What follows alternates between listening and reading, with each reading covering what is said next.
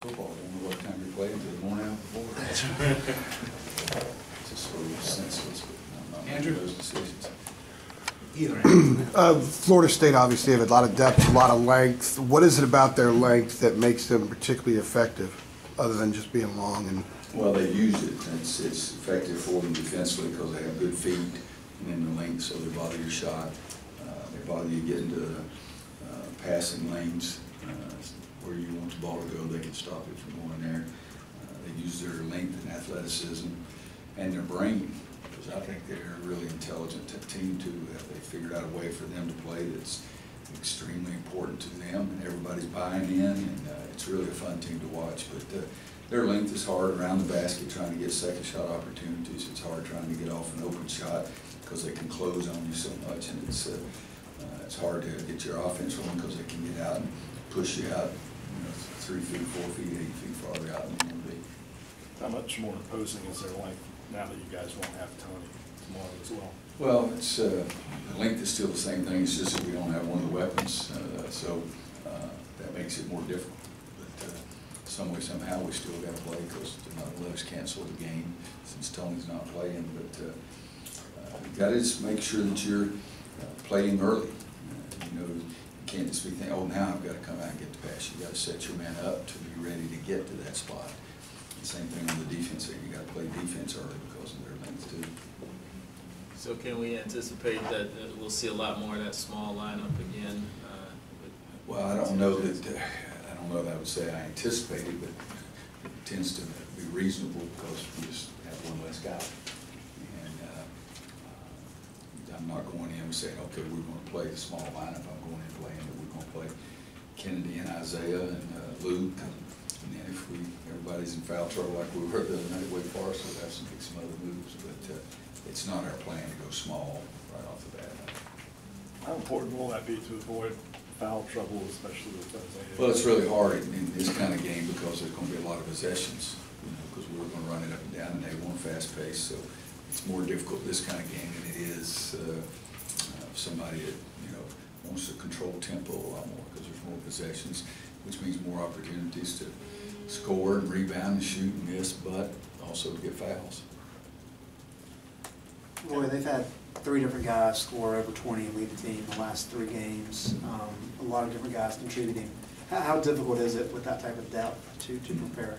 Well, you guys have heard me say for 14 years that's the way I like to have teams, because you just can't focus on one guy. And I think you have to look at Bacon first, because he's the leading scorer. He's 5th, 6th, 7th, 8th, whatever it is in the league. You have to look at him first. But for us, Ray May scores 60 every time he plays us. So we have to look. Have to be aware of him too, but I think it is something that makes just one of the things that they have 3 guys in double figures, and Dwayne is the first one, but and Isaac, he's even scoring more than Xavier is, but I think that is the most difficult kind of team to guard. Their shooting percentage, I think they're at 51%. But they play at a pretty good clip too, speed-wise. I mean, what is that about shot selection as much as anything, that you play fast and you're efficient? Well, if you play faster, you've also got a better chance of playing offense before the other team gets back. That probably has more to do with the shooting percentage. And then they're having the guys who can shoot best, they shoot it most. The guys who shoot it least effectively don't shoot it as much. So it's a whole team thing with them, but they do get really good shots. But again, the fast pace, you're not giving the other team's defense a chance to get set. Coach Hamilton's had some pretty good defensive teams in the past. How does this team stack up with some of his other really good defensive teams? I think you'd have to ask him that. I mean, he went 2 or 3 years leading the ACC in defensive field goal percentage and in the top 1, 2, or 3 in the country. But this team, how many block shots do they have? 87 blocks, and our 62 played one more game. Their length is something that you've got to be concerned about. There's no question about that. But I think they're just a complete basketball team. They can shoot the ball from 3. They're shooting 37.4. They're both shooting 37.4. Am I looking at the same thing? Yeah, we're shooting 37.4. They're shooting 37.4 from 3. So again, it goes back to those guys who are the best shooters and the ones who are shooting the most of them. Coach, how critical is it to win these home games, and is it harder than ever before for teams to win on the road in the ACC? I think it makes a difference where you play. It's critical to try to win. You know, I've always felt like my team needed to understand we can win on the road. You got to play well, and you shouldn't think that the crowd's going to help you win the home game. And if you play poorly, you'll still win. So I try not to get so focused on that part of it, as opposed to getting a belief that let's play well. If we play well, we got a better chance of winning, whether it's here or there, anywhere, everywhere. But it's hard to win, period. I don't care where you are in this league. How much have you gotten to talk with Tony just to see how he's doing physically? Talked to him yesterday before practice, stood there, and he said he felt better, and we talked about how it happened and the whole bit. He was in good spirits after the game in the locker room, didn't remember too much of it, but you know, it's just a fact he's not going to play tomorrow, and hopefully things will clear up quicker and quickly and all that, and see what happens next. What is the process for him? Like what? I have no idea. I really don't. They don't ask me, or they don't tell me when to play zone or man. I don't tell them when to, you know, take those guys up there and test them and blink their eyes or whatever the heck they do. I have no idea. Right. Yeah. And I'm being sincere. When Doug tells me that he's cleared to practice, I'll say, okay, and I'll practice him. When he says he's cleared to play in the game, I'll say, okay. I mean, I read that. They always show me the x-rays. They always show me the MRIs. I can't tell one freaking thing. So I tell them quit doing that. Just tell them when the guy can play. How have you seen Kenny? Have you guys looked at x-rays? MRIs are ridiculous. You see how much darker this is there than this is? How have you seen Kenny's defensive game change since the beginning of the season? How does Kenny or Kennedy's? Kenny's. I don't think his defensive game's changed. I said in the preseason, I thought he's had a chance and may already be our most effective defender on the perimeter. I think he's getting more comfortable and perhaps making decisions a little quicker because of the experience, but he has a chance to be really a good defensive player. And what's the biggest difference between him and Nate when it comes to the defensive side of the ball? You know, it's strange. Kenny's bigger, quicker, you know, and those kind of things. Nate follows the party line, you know, tries to do the right thing all the time, but may not be able to make a block like Kenny's chased down a couple of people and made a block. Kenny will take a few more charges. Nate's more assistant defensive player as opposed to just a natural, instinctive defender who can bother some people. 2 games in, what do you like that you've seen from Theo, and can you anticipate about how long it's going to take where he's going to be in full game mode? No, you know, and I think I even said it last week. I've had guys that came out and bang, just started scoring immediately, and I've had guys that took a while.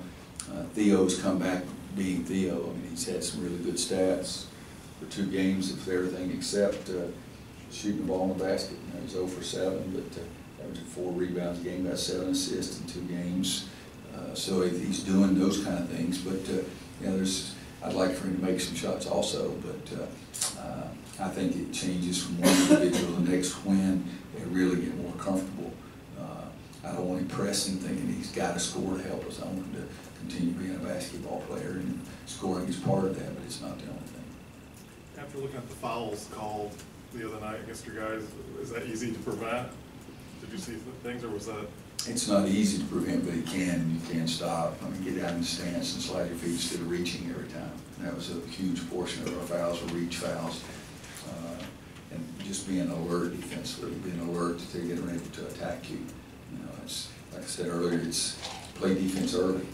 You know, before the guys got the ball and he's trying to do something to you, play defense early, and it'll be a little bit better, a little bit easier for you.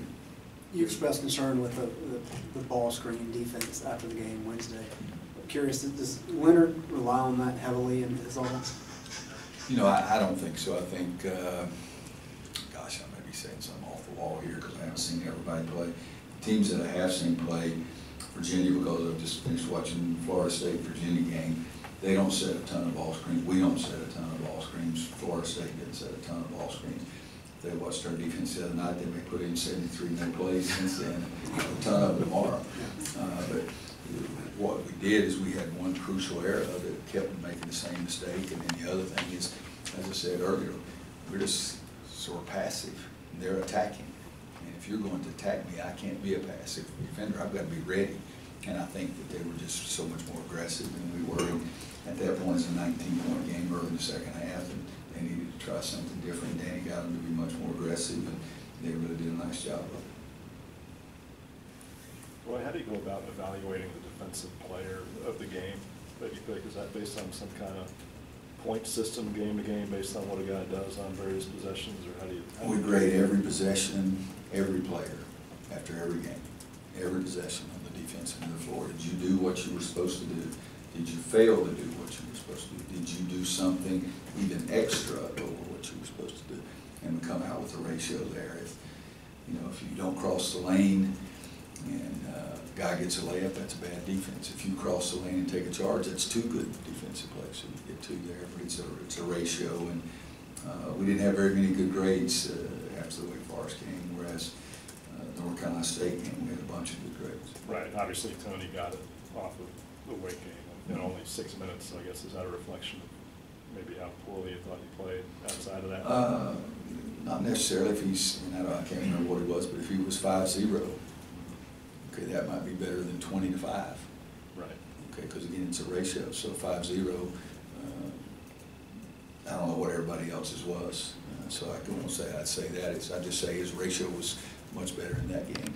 One game, I think that's the third time he's won the defensive player award. I think as a freshman. Fourth. Okay. But no, it's. You got to play a little bit. But my guess is if he was 5-0 and somebody else was 25-4, his ratio is a lot better, but I'd take the 25-4. Right. And so it's just not strictly just on ratio. I make that decision all the time. Are you encouraged after the Wake Forest game? It seemed like the second half defensively was more out of character recently. That, the potential is there because you had two really good stretches against NC State and in the first half against Wake. Yeah, and I think that's probably a way to look at it, but it always scares you. You don't want it to show up too much. It's like a bad rash. You don't want it to keep coming. You'd like to get rid of it and never see it, but first time we ever played defense with a bad rash. But we were really bad defensively, and you got to give them credit. Their offense had a lot to do with that. How aggressive they were, but we were really bad defensively. And we've been at times this year. Against Wisconsin, we were really good defensively. Against Oklahoma State, we were really good defensively. Against Kentucky, they scored 103. I don't think we were quite as good defensively there, but the second half was sort of like Hawaii, Georgia Tech, which I think all three of those would be our three worst defensive games. Was it more difficult to play good defense in a low possession game or a really high possession game with the tempos? I don't know. I think if it's me, I think it'd be just as easy in a high possession game because that's the way I like to play. If it's a guy that likes a low possession game and doesn't like to run up and down the court, it might be easier for him in a low possession game. But you still got to do it. It makes no difference whether it's 10 possessions or 100. We talk all the time, let's just get one stop and let's see what kind of shot we get. All right, let's get one more stop. So we break it down to even each individual possession. But fatigue factor is always in there the more possessions you play, but we practice that way, so it shouldn't be as big a factor for us as it would be if somebody comes in and plays 60 possession games and all of a sudden now they got to play 100 possession games. I think that'd be the change there would be a bigger factor for them. Just curious, who's the best defensive player you've coached at Carolina? Best defensive player I've coached at North Carolina. Jackie Manuel was sensational. I had Jackie for 2 years. Marcus Page was off the charts, guarded the ball, did a job away from the ball. Tyler Zeller was always where he was supposed to be. He was a big guy who could block shots and made good decisions, but also taking charges. John Henson was the best shot blocker I've ever coached. Tyler Hansbrough could really slide his feet for a big guy, so we never really worried about a screen on the ball. We could switch that. JP had great instincts to steal the ball and sometimes gambled too much, but he had great instincts to come up with the ball. Ty Lawson was really hard to get by. He had great feet. It's not that a lot of good ones, but John Henson was the best shot blocker. Jackie Manning was the best chasing people around screens. Marcus was the most complete. First three. You think anybody losing? We'll get word to Ty that you mentioned his defense. Yeah. Ty had 8 steals in national championship. No bigger stakes than that. We'll get Kenny